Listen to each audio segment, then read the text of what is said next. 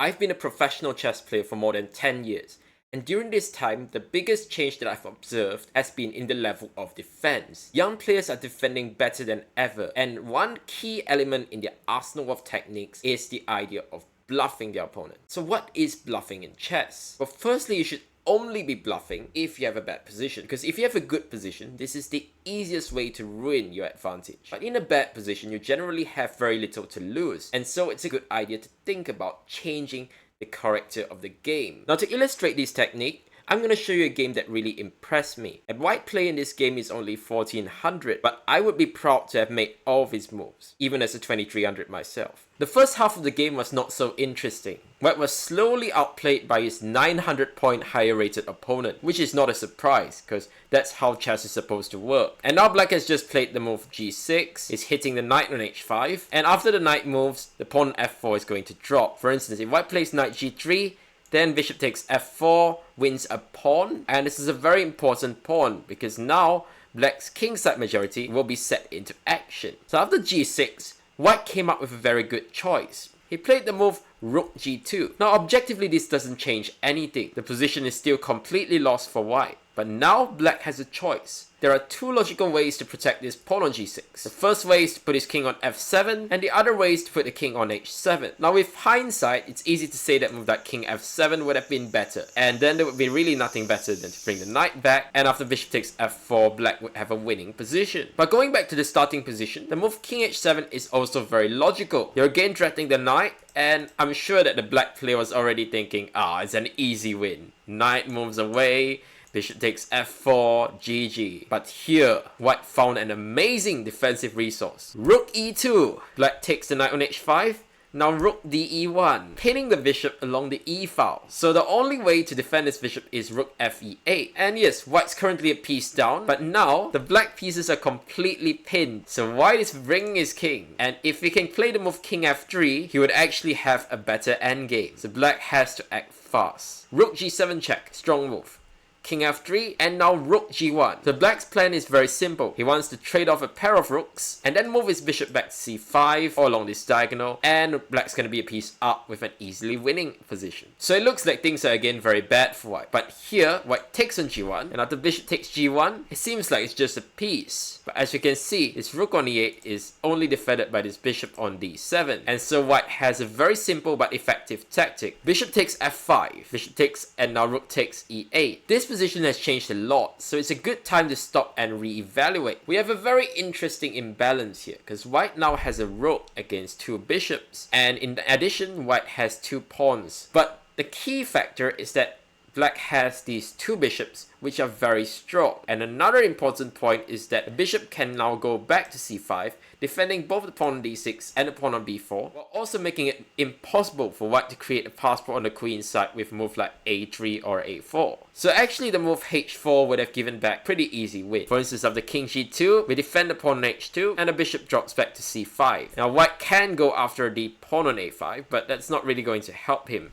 because now there are many ways to win. For instance, white can play bishop e4 check and bring his king in. Black is picking up all these pawns, and white has no counterplay to speak of on the queen side. But after rook takes e8, one thing we haven't spoken about is the psychological aspect. As we saw earlier, when black played the move g6, he was expecting a very easy win. And now it's still winning, obviously, but it's not that easy anymore. He needs to calculate some variations, and he needs to evaluate some that he now has some sort of a job to do. It can be a bit unsettling, because it feels like you're not converting this as accurately as you should have. And understandably, black is trying to grab material and hoping it works. So he goes for the move bishop takes h2, and it looks like a smart move. And I think black had only counted on the move rook e1. Even though there's a threat of rook h1, it's black to move, and it's just in time with the move h4.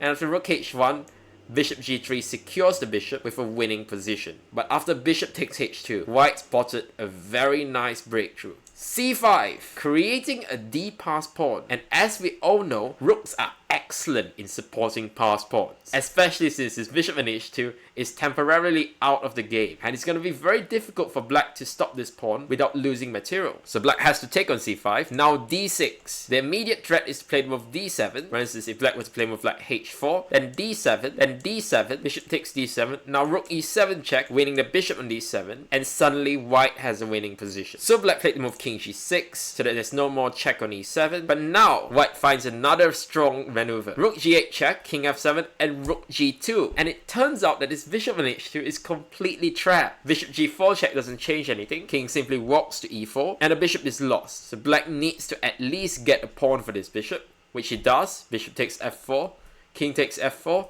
and king e6. Rook d2 defends this pawn, and only move is king d7 because d7 was a threat. Now here I thought that this position would be quite easily winning for white, but it turns out that things aren't so simple. When I was looking at this game, I thought that the move rook d5 would be very easy. The idea being that if black moves his bishop, for instance, now we can take on c5, and after king takes d6, we can take on a5. Our king easily stops these pawns, and this pawn on b4 will probably be lost very soon. But after rook d5, black has a very strong move in king c6, hitting the rook on d5. If d7, we just simply take the pawn, and if the rook moves away, then c5 is no longer attacked. So this doesn't really work. So in the game, white played the move king e5. This also makes a lot of sense because he's defending this pawn, and now he has a very serious threat of playing rook c2, taking on c5 or going to c7, or alternatively he can do the same by the f file. But now black uses his h-pawn as a decoy, and amazingly this comes just in the nick of time. King d5, bishop f3 check, king takes c5, now h3, rook f2, bishop g2, and suddenly black has a nasty threat of his own. h2, and after rook takes g2, he'll make a queen. So white gives a check on f7. Now here black plays king c8. It's important not to get too ambitious with a move like king e6, because after d7